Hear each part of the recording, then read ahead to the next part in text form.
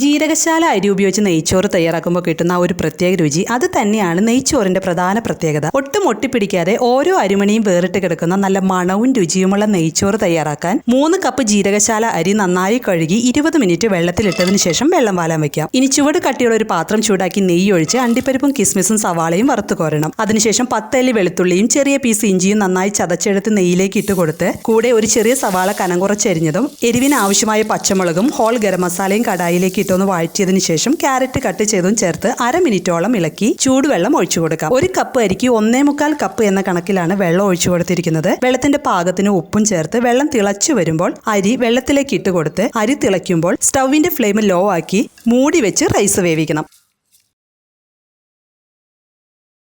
ഇപ്പോൾ റൈസിലെ വെള്ളമൊക്കെ ഏകദേശം വറ്റിയിട്ടുണ്ട്. കുറച്ച് വേവ് കൂടിയുണ്ട് റൈസിന്. ദം ചെയ്യുമ്പോൾ കറക്റ്റായി വെന്തുവരും.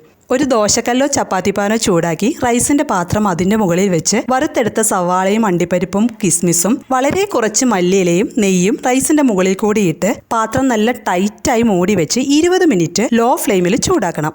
20 മിനിറ്റിന് ശേഷം സ്റ്റൗ ഓഫ് ചെയ്ത് ഒരു 15 മിനിറ്റ് കഴിഞ്ഞിട്ടാണ് കേട്ടോ നമ്മളിത് തുറന്നു നോക്കുന്നത്. അപ്പോൾ ഉണ്ടാകുന്ന ആ ഒരു മണം പറഞ്ഞറിയിക്കാൻ പറ്റില്ല കേട്ടോ. രുചിയോ ഒരു രക്ഷയില്ല. ഇനി നെയ്ച്ചോറ് തയ്യാറാക്കുമ്പോൾ ഒരു പ്രാവശ്യം ഇതുപോലെ ഒന്ന് ചെയ്ത് നോക്കൂട്ടോ.